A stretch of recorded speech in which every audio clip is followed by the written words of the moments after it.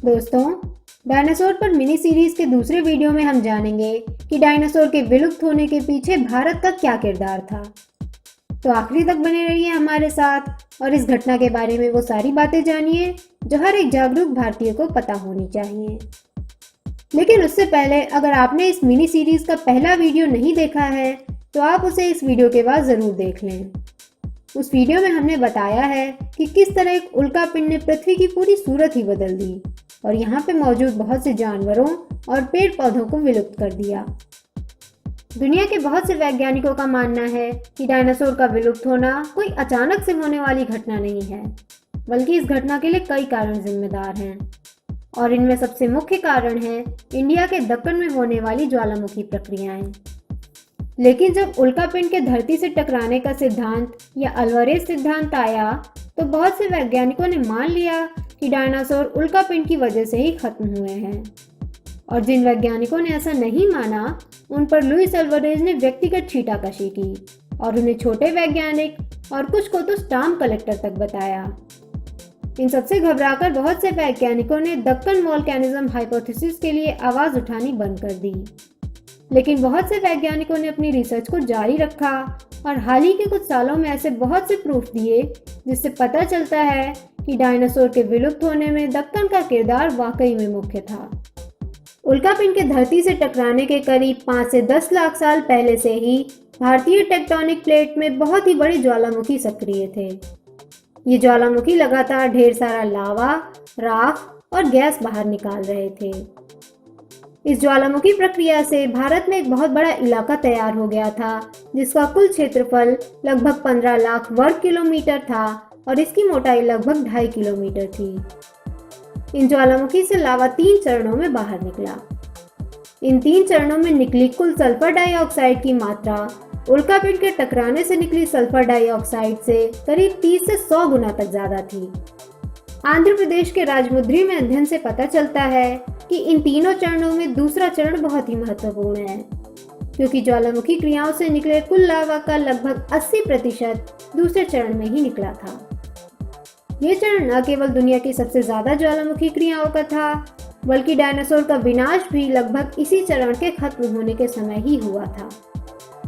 राजमुंद्री से 75 किलोमीटर दूर कृष्णा गोदावरी बेसिन के अध्ययन से पता चलता है कि जब दूसरे चरण का पहला ज्वालामुखी विस्फोट हुआ तो यहाँ लगभग 50% वनस्पतियाँ खत्म हो गईं। ज्वालामुखी विस्फोटों से निकली सल्फर डाइऑक्साइड गैस वातावरण में सल्फेट एरोसॉल के रूप में फैल गई, जिससे सूरज से आने वाली किरणें धरती तक नहीं पहुंच पाईं और एक वैश्विक शीतकाल की शुरुआत हुई। इन सल्फर एरोसॉल से एसिड रेन की घटनाएं बढ़ गईं, जिससे जमीन का क्षरण बढ़ गया और नदियों के माध्यम से ज्यादा मिट्टी और न्यूट्रिएंट समुद्र में जाने लगे। इस ज्यादा न्यूट्रिएंट की वजह से समुद्र में बहुत ही ज्यादा मात्रा में हरी शैवाल होने लगी, जिसकी वजह से समुद्री जीवों का बचे रहना मुश्किल हो गया। समुद्रों में ज्वालामुखी से निकली कार्बन डाइऑक्साइड गैस की वजह से एसिडिफिकेशन बढ़ने लगा और धरती की सतह में परिवर्तन होने से समुद्र के जल स्तर में भी परिवर्तन हुआ, जिससे समुद्री जीवों का जिंदा रहना और भी मुश्किल हो गया। इस तरह दक्षिण भारत में इस विस्फोट के बाद ज्यादातर पेड़ पौधे विलुप्त हो गए और जो थोड़े बहुत बचे भी वो पहले से बहुत ही छोटे थे। पृथ्वी पर मौजूद ये स्थिति थोड़ी सामान्य हो पाती, इससे पहले ही दूसरे विस्फोट से स्थिति और खराब हो गई।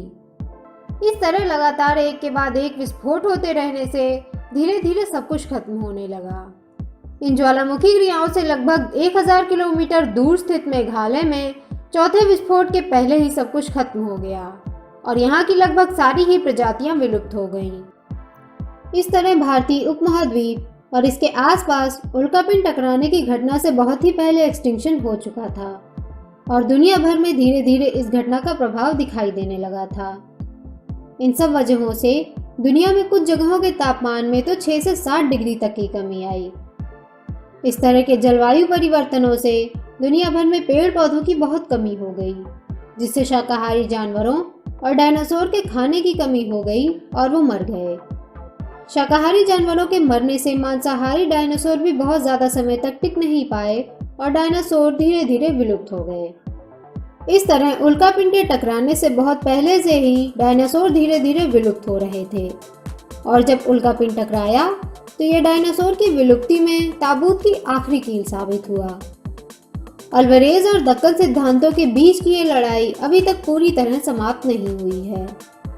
भविष्य में इस घटना से संबंधित और जानकारियां मिलने से ही ये लड़ाई खत्म हो सकती है। लेकिन क्या इन दोनों घटनाओं से डायनासोर इस धरती से वाकई में खत्म हो गए थे या फिर कुछ बचे रह गए थे? और अगर बचे रह गए थे तो उनका क्या हुआ? ये सब हम जानेंगे इस सीरीज के तीसरे वीडियो में। आपका दक्कन के ज्वालामुखी से डायनासोर के विलुप्त होने पर क्या विचार है? हमें कमेंट बॉक्स में ज़रूर बताएं। पृथ्वी के इतिहास में भारतीय उपमहाद्वीप द्वारा दिए गए बहुत से योगदानों में ये भी एक प्रमुख योगदान है। इसलिए इस वीडियो को हर भारतीय तक शेयर करके पहुंचाइए। अगर आपको ये वीडियो पसंद आया हो तो हमारे चैनल को सब्सक्राइब करके बेल आइकन दबाना ना भूलें।